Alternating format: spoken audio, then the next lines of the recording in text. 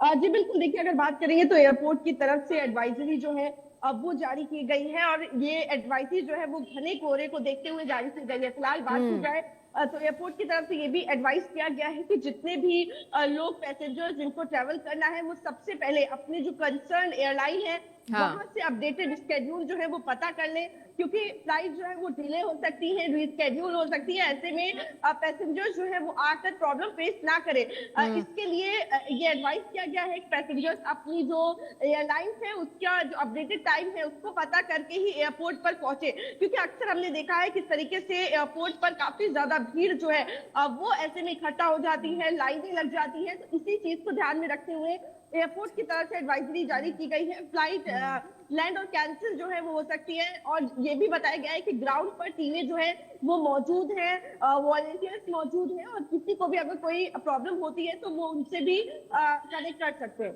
जी आरजू, ये भी बताइए कि लोगों में परेशानी देखने को मिल रही है, लेकिन अब घना कोहरा है, ऐसे में एयरलाइंस ने और क्या व्यवस्था तैयार किया है लोगों के लिए कि लोगों को वहां जाने के बाद कोई दिक्कत ना हो? कोई जानकारी आपके पास? जी बिल्कुल, देखिए अगर हम बात करें तो सभी प्रकार के ट्रैवल जो है अब वो इम्पैक्ट हो, चाहे वो एयर ट्रैवल हो, आसमानी उड़ानें हो, वो भी इम्पैक्ट हो रही हैं। ट्रेनें जो है वो काफी ज्यादा डिले चल रही हैं, और साथ ही अगर हम्म। हम गाड़ियों की रफ्तार की बात करें तो गाड़ी की रफ्तार भी धीमी हुई है। तो ऐसे में हर किसी को जो है कॉम्प्रोमाइज यहाँ पर करने को मिल रहा है, करना पड़ रहा है।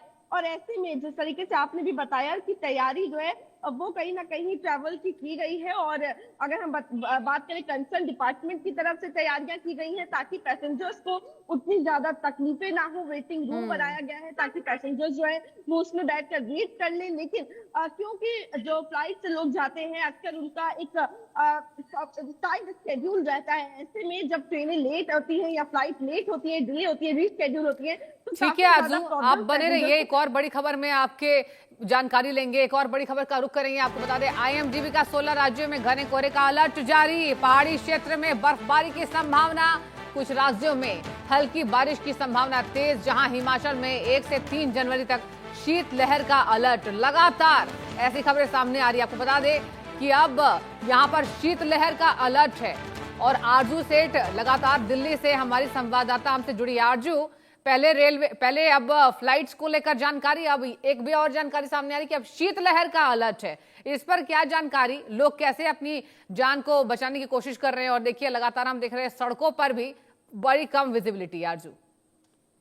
जी बिल्कुल, देखिए अगर बात करेंगे तो जिस तरीके से पहाड़ी इलाकों में बर्फबारी देखने को मिल रही है उसका हम्म। साफ असर जो है वो निचले इलाकों में भी देखने को मिल रहा है। राजधानी समेत पूरे नॉर्थ इंडिया में कोहरे का प्रकोप जो है वो देखने को मिल रहा है, और 16 राज्यों में आईएमडी की तरफ से हाई जो अलर्ट है वो कोहरे को लेकर जारी बिल्कुल। किया गया है। ऐसे में एहतियात जो है वो बरतने की जरूरत है। लोग कहीं ना कहीं घरों में अपने बैठे हुए हैं, लेकिन जिनको काम पे जाना है, जिनके ऑफिसेज हैं, कहीं ना कहीं उनको निकलना पड़ेगा बाहर। हम्म। नया साल है, और ऐसे में नया साल का जो पहला हफ्ता होने वाला है वो भी काफी चुनौतियों भरा रहने वाला है। स्पेशली अगर दिल्ली की बात करें तो कोहरा देखने को मिल रहा है, साथ ही प्रदूषण का प्रकोप पहले से ही जारी है। ऐसे में डबल मार्क जो है वो लोगों को सहनी पड़ रही है, और जिसके साथ साथ तापमान जो है वो भी नीचे जाता हुआ नजर आ रहा है।